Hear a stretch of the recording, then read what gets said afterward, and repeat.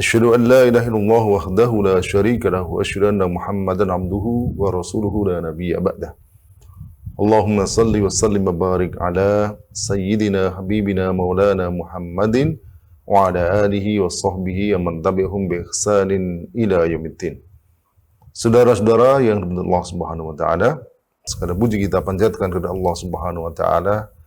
Dia Allah Subhanahu wa taala yang menciptakan kita, menghidupkan kita, memberikan nikmat kepada kita, maka sepantasnya kita memuji kebesarannya dan bersyukur atas semua nikmatnya. Salam dan salam semoga Allah limpahkan dan junjungan kita Rasulullah sallallahu alaihi wasallam serta keluarganya, para sahabatnya dan seluruh pengikutnya ila yaumil qiyamah. Saudara-saudara yang menurut Allah Subhanahu wa taala, seperti yang tadi sudah disampaikan bahwa kita akan mendalami firman Allah Subhanahu wa taala dalam surah An-Nahl ayat 112. Di dalam ayat itu Allah Subhanahu wa taala berfirman, "Wa daraballahu mathalan qaryatan kanat aminatan mutmainnatan ya'tiha rizquha ragadan min kulli makan. Fakafarat bi an'amillah fa'adhaqaha Allahu libasal ju'i wal khaufi bima kanu yasna'un." Dan Allah membuat satu perumpamaan dengan sebuah negeri yang dahulunya aman lagi tentram, rezekinya datang kepadanya, melimpah ruah dari segenap tempat, tetapi penduduknya mengingkari nikmat-nikmat Allah. Karena itu Allah merasakan kepada mereka pakaian kelaparan dan ketakutan disebabkan apa yang selalu mereka perbuat. Saudara-saudara yang dimuliakan Allah Subhanahu wa taala, kalau kita lihat dalam ayat-ayat sebelumnya, maka kita dapati bahwa Allah SWT memberikan ancaman berupa adab yang sangat pedih yang akan ditimpakan kepada kaum kafir. Jadi ayat-ayat sebelumnya itu menceritakan tentang adab yang Allah timpakan kepada mereka, kaum kafir, di akhirat kelak. Nah, lalu di dalam ayat ini, Allah SWT memberitakan kepada kita bahwa adab itu tidak hanya Allah timpakan kepada mereka pada hari kiamat kelak, tetapi juga sekarang ini di dunia. Inilah yang diterangkan dalam ayat ini. Dalam ayat ini disebutkan, wa daraballahu masalan qaryatan. Saudara-saudara yang Allah Subhanahu wa taala, kata daraba dalam ayat ini sebagian besar para mufassir memaknai dengan kata ja'ala. yakni ja'alallahu, Allah menjadikan. Menjadikan apa? Masalan qaryatan. Kata masalan ini menurut sebagian mufassir itu berkedudukan sebagai al-maf'ul bih, yakni menjadi objek yang kedua. Sementara kata qaryatan itu merupakan maf'ul bih yang pertama. Jadi kalau dimaknai itu, dan Allah menjadikan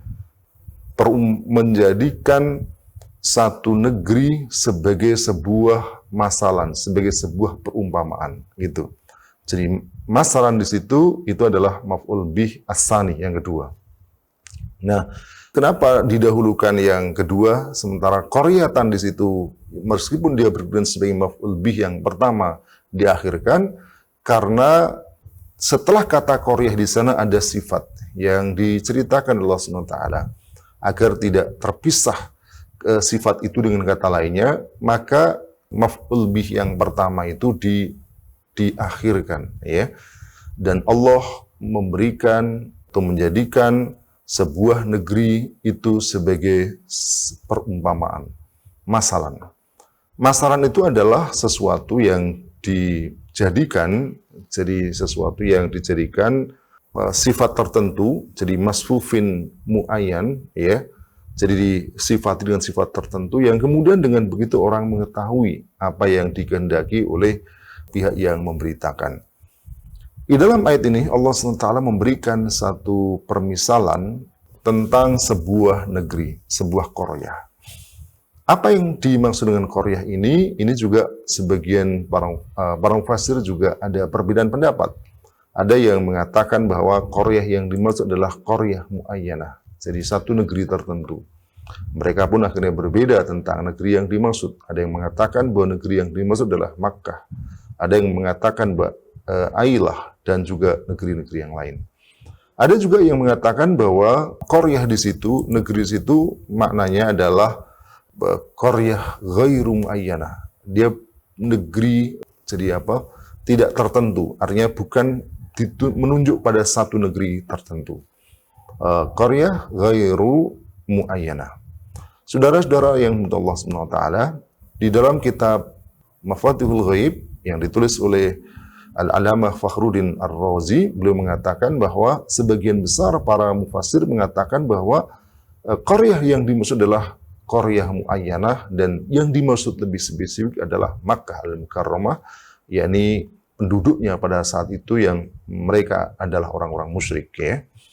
Tetapi menurut beliau dan juga beberapa mufassir lain seperti Asy-Syaukani dan juga yang lain-lain mengatakan bahwa qaryah yang dimaksud itu adalah qaryah ghairu muayyanah. Jadi bukan satu negeri tertentu. Apa alasannya? Alasannya adalah dalam ayat itu digunakan bentuk nakiroh, qaryatan. Jadi karena qaryatan itu tidak menunjuk pada satu negeri tertentu, tapi negeri yang ghairu muayyanah tersebut. Saudara-saudara yang dimuliakan Allah Subhanahu wa taala, di dalam ayat disebutkan wa daraballahu masalan qaryatan, ya. Lalu kemudian disebutkan sifat qaryah itu, ya, kanat aminatan mutmainnah, ya. Suatu negeri yang dulunya mereka itu merasa aminatan mutmainnah, mereka aman dan tentram.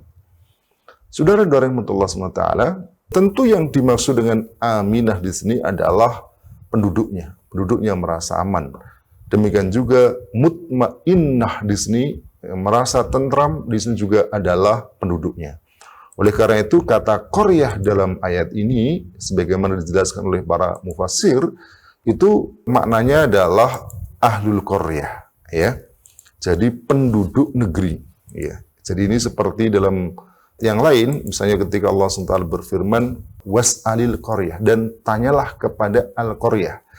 Maknanya bukan tanyalah kepada negeri, karena negeri al-qaryah di situ jelas tidak mungkin bisa ditanya, tetapi yang ditanya adalah ahlul qaryah. Was'alu atau was'al ahlil qaryah, ya. Jadi was'alil qaryah maknanya was'al ahlil qaryah. Ini tanyalah penduduk negeri itu. Nah, demikian juga kata qaryah di sini maknanya adalah ahluha. Demikian penjelasan para mufassir seperti katakanlah Ibnu Asyur dalam tafsirnya At-Tahrir wa Tanwir. Demikian juga yang dijelaskan oleh Profesor Dr. Wahbah Az-Zuhaili dalam tafsirnya Al-Munir. Beliau mengatakan ini adalah merupakan atau penyebutan kata qaryah di situ adalah majaz mursal. Saudara-saudara yang dimuliakan Allah Subhanahu wa taala, di dalam ayat itu disebutkan bahwa penduduk negeri itu dalam kondisi aminah. Jadi ada tiga sifat, yang tiga sifat itu kalau dilihat adalah merupakan kenikmatan yang diberikan Allah kepada para penduduknya. Yang pertama disebutkan mereka itu aminah, ya. Aminah, ya, itu artinya adalah aman, ya, dalam kondisi aman. Ya, ada yang mengatakan seperti di dalam kitab tafsir Fathul Qadir Asy-Syaukani beliau katakan kanat aminatan ghairu khaifah. Jadi mereka sebelumnya dalam keadaan aman, tidak diliputi dengan ketakutan. Mereka tidak takut. Atau dalam tafsir Ruhul Bayan dikatakan kanat aminatan, ya, data amnin min kulli makhufin. Jadi mereka sebelumnya dalam keadaan aman, yakni memiliki rasa aman dari segala yang ditakutkan. Ya. Intinya mereka digambarkan penduduk negeri itu adalah penduduk negeri yang aman. Dan inilah yang juga didapatkan, dirasakan oleh penduduk Makkah pada saat itu. Jadi mengapa sebagian para mufassir mengatakan bahwa yang dimaksud adalah Makkah pada saat itu? Ya, ini karena ada beberapa ayat-ayat di dalam Al-Quran yang menunjukkan bahwa negeri Mekah adalah negeri yang aminah, mereka negeri yang aman. Misalnya di dalam surah Al-Ankabut ayat 67, Allah SWT berfirman, awalam yarau anna ja'alna haraman aminan wa yutakhattafun nasu min hawlihim. Apakah mereka tidak memperhatikan? Ya, anna ja'alna haraman aminan. Bukankah bahwa sesungguhnya kami telah menjadikan haraman aminan, jadi tanah haram, tanah Makkah itu sebagai haraman, sebagai tanah suci yang di sana dilarang untuk melakukan berbagai macam kejahatan, yang aminan, yang aman, wa yatakhattafun nasu min haulihim, sementara penduduk di sekitar mereka, yakni di sekitar Al-Haram di situ, itu mereka banyak dirampok, ya. Mereka tidak aman, ya. Kenapa demikian? Karena memang tanah haram, yakni Makkah Al-Mukarramah itu sejak dulu sudah dikenal sebagai tanah haram, yakni tanah yang di sana tidak boleh orang melakukan kejahatan, ya, itu sudah dikenal dan mereka menghormati itu. Makanya bahkan kalau penduduk Makkah pada saat itu, orang Quraisy atau penduduk Makkah, mereka bepergian melakukan musafir baik ke Yaman atau ke Syams, ya, mereka itu tidak ada yang berani merampok, tidak ada yang berani membegal, tidak ada yang berani merompak mereka. Kenapa? Karena mereka adalah tetangganya Baitullah. Dan mereka mengenal bahwa Baitullah itu dijaga oleh Allah Subhanahu wa taala. Mereka mengenal Baitullah itu mulia, dan orang Quraisy, orang-orang Makkah adalah tetangganya Baitullah itu. Maka mereka muliakan, mereka tidak berani melakukan sesuatu yang mencelakakan mereka. Itulah yang kemudian mereka mengatakan bahwa qaryah yang dimaksud adalah Makkah. Meski tadi sudah dikatakan bahwa qaryatan di situ tidak menunjuk pada satu negeri tertentu, meski juga Makkah termasuk di dalamnya. Kemudian yang kedua disebutkan mutmainnah, ya, aminatam mutmainnah, ya. Mutmainnah itu artinya tentram, ya, tenang, ya. Asy-Syaukani mengatakan mutmainnah ghairu munzaijah. Jadi artinya tenang, tentram, yang mereka tidak mendapatkan kegelisahan. Dalam beberapa penjelasan yang lain, ya, mereka mutmainnah, yaitu la yahtaju ilal intiqal anha lidaykin au khaufin. Jadi mereka tentram di situ. Mutmainnah itu artinya bisa juga benih as-sukun, yakni tenang, dia tidak beralih kepada tempat yang lain. Maka dikatakan mutmainnatan itu la yahtaju ilal intiqal. Mereka tidak perlu untuk pindah ke tempat yang lain disebabkan karena ada kesempitan atau ada ketakutan. Mutmainnah. Kemudian yang berikutnya disebutkan dalam ayat itu, negeri itu ya'tiha rizquha ragadan min kulli makan. Jadi datang kepada negeri itu rizki. Yang rizki itu ragadan. Ragadan itu beberapa tafsir menyatakan adalah wasian, rizki yang luas, ya. Ragadan wasian min kulli makan. Jadi negeri yang rizki yang luas yang datang dari berbagai tempat yang memungkinkan. Jadi mereka adalah penduduk yang mendapatkan kecukupan karena mereka tidak perlu kemana-mana, tetapi justru rizki itu datang dari berbagai arah yang memberikan kecukupan kepada mereka. Ada satu penjelasan yang bagus, yang menarik, yang disampaikan oleh Fakhruddin Ar-Razi dalam tafsirnya Mafatihul Ghaib. Beliau mengatakan begini, qauluhu aminatan isyaratun ilal aman. Jadi firman Allah SWT, aminah, yang aman, itu isyarah ilal aman. Jadi itu memberikan isyarat kepada keamanan. Wa qauluhu mutmainnatan isyaratun ila sihah. Jadi sementara kata mutmainnah itu menunjukkan kepada kesehatan, ya. Kemudian beliau katakan wa qauluhu ya'tiha rizquha ragadan min kulli makan, sementara datang rizki dari segala arah, itu isyaratun ilal kifayah, menunjukkan adanya kecukupan. Saudara-saudara yang Allah SWT, kalau kita perhatikan penjelasan dari Fakhruddin Ar-Razi tadi menunjukkan bahwa negeri itu memang negeri yang layak untuk ditempati. Dan mestinya penduduk itu harusnya bersyukur kepada Allah Subhanahu wa taala. Betapa tidak mereka berada dalam satu negeri yang negeri itu memberikan jaminan atas kebutuhan dasar manusia. Apa itu? Keamanan, lalu kesehatan, dan yang ketiga adalah kecukupan. Saudara-saudara menurut Allah SWT, kalau ada sebuah negeri yang aman, lalu sehat, tetapi tidak memberikan kecukupan, miskin, lara, tidak banyak makanan di sana, pasti akan membuat penghuninya tidak kerasan dan akan pergi ke tempat lain yang di sana dia mendapatkan kecukupan. Demikian juga, meski negeri itu kifayah, jadi di sana ada kecukupan kebutuhan-kebutuhan dalam kehidupan, tetapi tidak sehat, banyak penyakit, banyak penyakit di sana, tentu juga membuat orang tidak akan betah di negeri itu. Mereka tentu akan mencari tempat lain yang bisa menjamin kesehatan mereka. Apa gunanya kekayaan menumpuk, melimpah ruah, tetapi tidak sehat. Atau demikian juga, sehat, kecukupan ada, tapi tidak aman. Banyak perampokan, banyak pembunuhan, banyak pencurian, banyak pemerkosaan, dan aneka ragam yang membuat mereka tidak aman. Ini juga tentu tidak membuat penghuninya betah di tempat itu. Mereka mungkin akan mencari qaryah atau negeri yang lain. Saudara-saudara yang Allah SWT, jadi betapa besarnya kenikmatan Allah yang Allah berikan kepada ahlul qaryah tersebut, kepada penduduk negeri itu. Apa yang mereka inginkan lengkap diberikan Allah SWT, baik itu al-amnu, keamanan, as-sihah, kesehatan, dan al-kifayah, dan kecukupan. Saudara-saudara menurut Allah SWT, semestinya ketika mereka mendapatkan kenikmatan itu dari Allah SWT, sikap yang dilakukan adalah asyukru, ya, bersyukur kepada siapa? Kepada al-mun'im, kepada pemberi nikmat, dialah Allah Subhanahu wa taala. Mestinya, ya. Jadi kalau ada kenikmatan, maka mestinya itu bersyukur pada pemberi kenikmatan, ya. Bentuk syukur itu kepada al-mun'im, kepada Allah Subhanahu wa taala adalah dengan apa?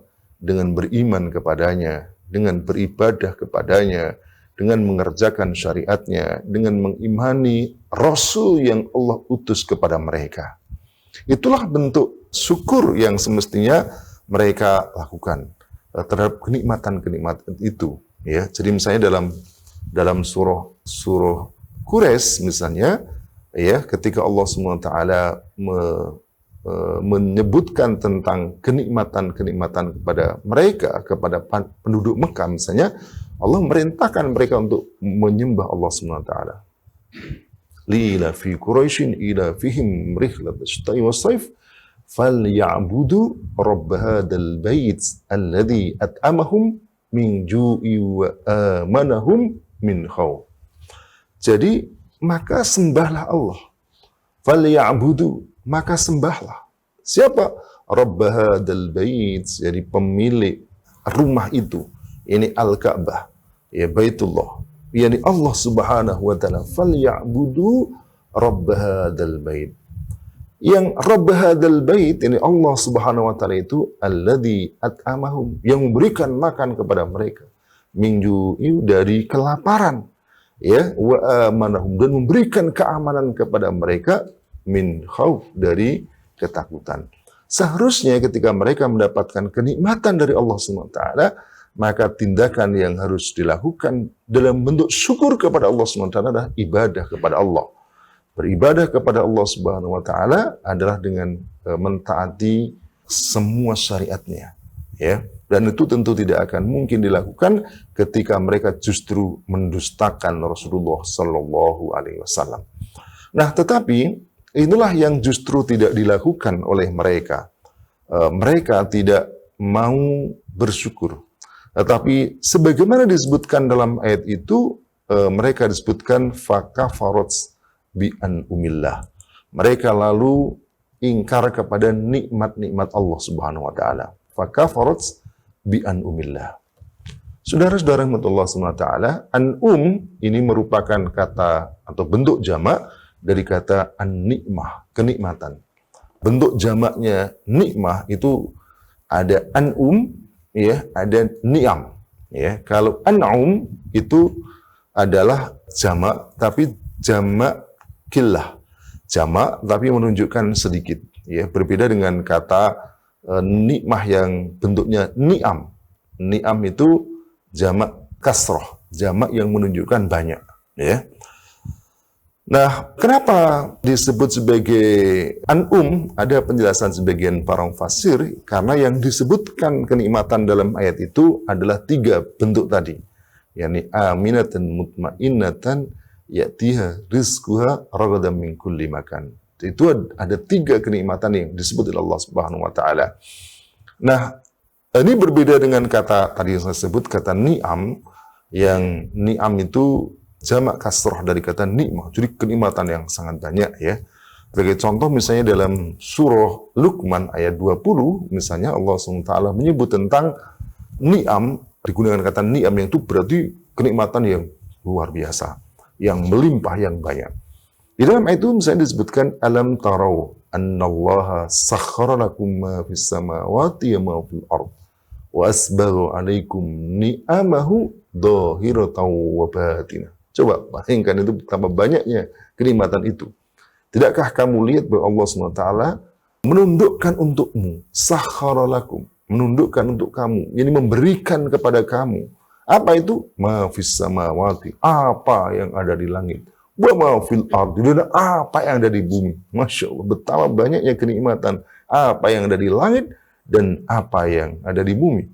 Wa asbaghu alaikum ni'amahu, dan Allah penuhkan kepada kamu nikmat-nikmatnya. Dhahiratan wa batinah, baik yang dhahir, yang tampak, maupun yang batinah, yang tidak tampak. Saudara-saudara yang Allah Subhanahu wa taala, di dalam ayat ini digunakan fakafarat bi an'umillah, yang tadi saya katakan bentuk an'um, af'ul seperti ini merupakan atau terkategori sebagai jam'u qillah. Jadi bentuk jamak yang menunjukkan sedikit. Nah, lalu ayat ini dikatakan fakafarat bi an'umillah. Makna kafarat bi an'umillah, ingkar kepada nikmat-nikmat Allah, itu maknanya adalah fakafarat bil mun'im. Jadi mereka ingkar kepada pemberi kenikmatan. Oleh karena itu, kalau kita lihat penjelasan dari para mufassir tentang makna apa kekufuran mereka itu, ya, misalnya dalam tafsir Al-Jami' li Ahkamil Quran yang ditulis oleh Al-Imam Al-Qurtubi, beliau mengatakan wa hadzal kufranu takdibun bi Muhammadin sallallahu alaihi wasallam. Jadi kekufuran itu adalah mendustakan kepada Nabi Muhammad sallallahu alaihi wasallam. Memang kalau kita lihat dalam ayat berikutnya, memang seperti itu, ya. Jadi ketika yang dimaksud dengan penduduk Makkah, memang dalam ayat berikutnya disebutkan walaqad ja'ahum rasulun minhum fakadzabuhu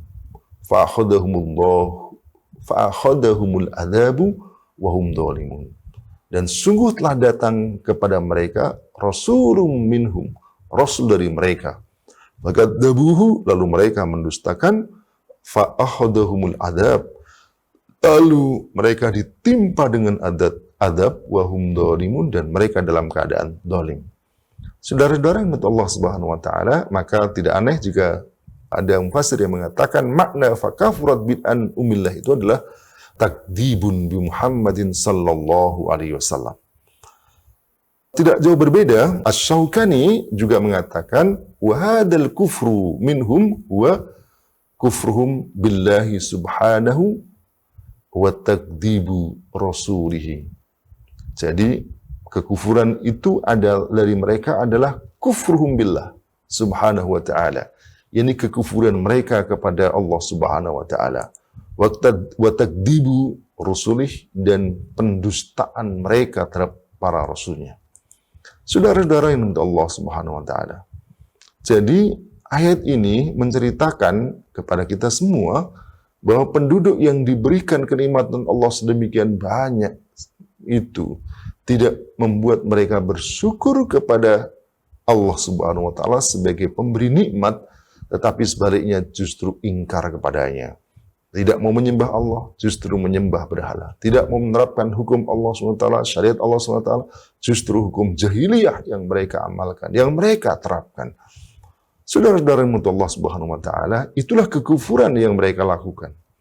Lalu kemudian Allah Subhanahu wa taala menjelaskan tentang hukuman yang ditimpakan kepada mereka. Fa'adzaqahallahu, ya, maka Allah merasakan kepada mereka libasal ju'i wal khaufi, pakaian kelaparan dan pakaian ketakutan. Saudara-saudara yang Allah Subhanahu wa taala, di situ digunakan kata adaqa, ya. Adak, ya.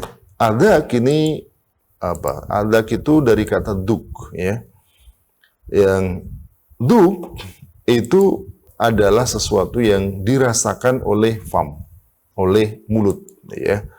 Jadi itu kata duk, rasa yang didapatkan dengan kata oleh, pada asalnya oleh fam, oleh mulut, ya. Nah, adanya di sini itu rasa, maka ada rasa manis, rasa asin dan sebagainya, itu adalah duk, ya. Dia digunakan untuk makanan. Tetapi memang dalam Al-Quran cukup banyak ayat yang menggunakan kata duk itu untuk makna ini rasa. Yang rasa itu bukan hanya sekedar makanan, tapi juga yang dirasakan oleh kulit, yang dirasakan oleh tubuh. Ketika apa? Ketika Allah SWT menyebut kata apa? Siksa yang ada di neraka. Fadukul adaba. Maka rasakanlah adab. Ya. Menggunakan kata duk, ya. Duk, ya. Antal azizul hakim, ya. Duk, antal azizul karim. Duk, apa, rasakanlah.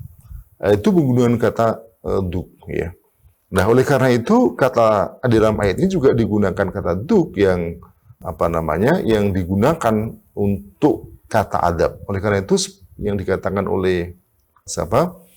Oleh Ar-Raghib Al-Asfahani di dalam kitabnya Al-Mufradat fi Ghuribil Quran, kata duk, ya, itu banyak digunakan dalam Al-Quran untuk menunjukkan adab Allah Subhanahu wa taala. Saudara-saudara yang Allah Subhanahu wa taala, begitu kata duk itu. Lalu kemudian ada Allah libasal ju'i wal khaufi. Pakaian. Pakaian itu adalah sesuatu yang digunakan untuk menutupi sesuatu. Yaitu adalah pakaian. Ya, haqiqatus syai'il ladzi yulbasu. Nah, ketika kemudian ketika digunakan atau dilekatkan dengan al-khauf wal ju', maka menunjukkan bahwa mereka itu diliputi, ya, dengan pakaian, dengan kelaparan dan ketakutan. Saudara-saudara rahmatullah SWT, saya ingin coba mengutip beberapa penjelasan yang disampaikan oleh para ulama tentang ini. Fakhruddin Ar-Razi beliau mengatakan begini, ya, bahwa keadaan yang terjadi pada orang yang dalam keadaan lapar itu ada dua, ya. Yang pertamanya adalah al-madhub, yakni makanan itu, ya. Ketika faqadut ta'am saru ka'annahum yadhukunal ju'. Jadi yang pertama kata dia bahwa kalau ada orang kehilangan makanan, maka akan terasa lapar. Ya, dia akan merasakan lapar. Ya, itu menggunakan kata dzaqa yaduku tadi. Nah, kemudian yang kedua, wasani kata beliau, anna dzalikal ju' kana syadidan kamilan.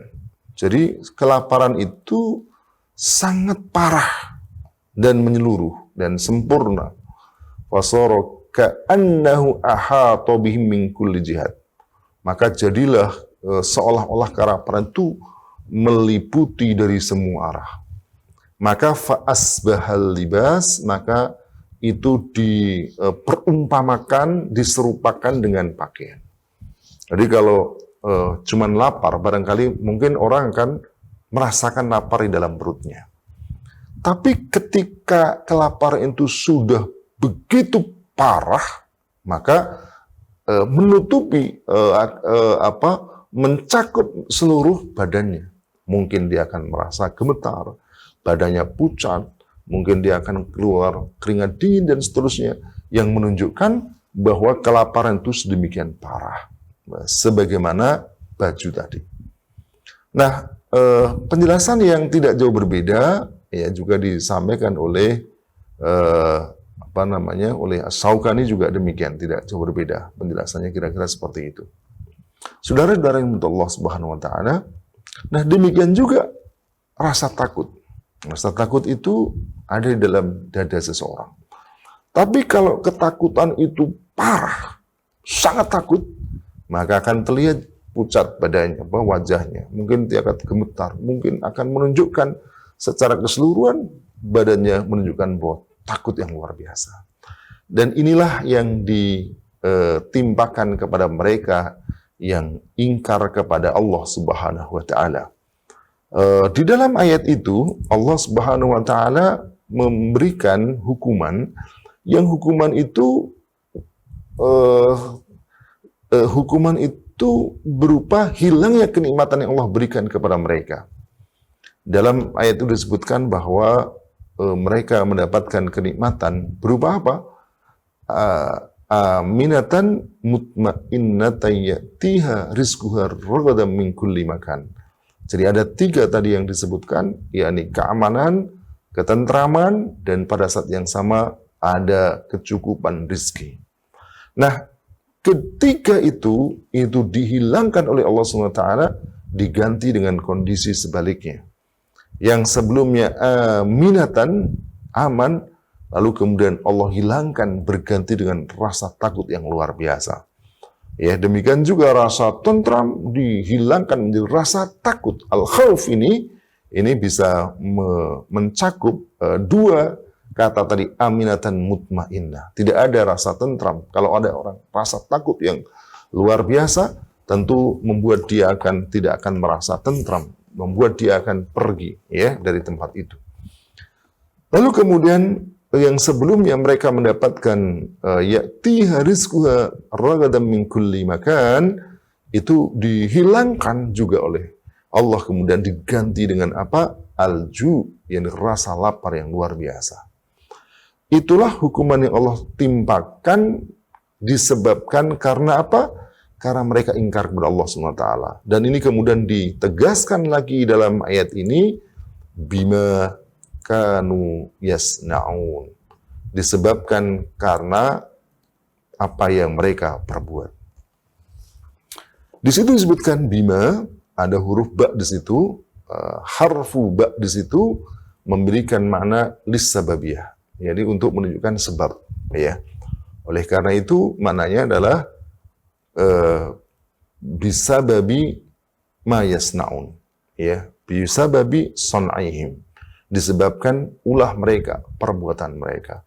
Perbuatan mereka yang seperti apa? Karena tadi sudah dijelaskan dalam sebelumnya, yakni fakafarat bi an umillah, maka bima kanu yasnaun, yakni apa yang mereka kerjakan itu adalah al-kufru wal ma'asi. Demikian dijelaskan oleh Imam Al-Qurtubi dalam tafsirnya Al-Jami' li Ahkamil Quran. Lalu katakan bima kanu yasnaun ay minal kufri wal ma'asi, yakni dari kekufuran dan kemaksiatan. Tidak jauh berbeda, Ibnu Jarir At-Tabari dalam tafsirnya beliau mengatakan juga bima kanu yasnauna minal kufri bi an umillah wa yajhaduna ayatihi wa yukadzibuna rasulahu.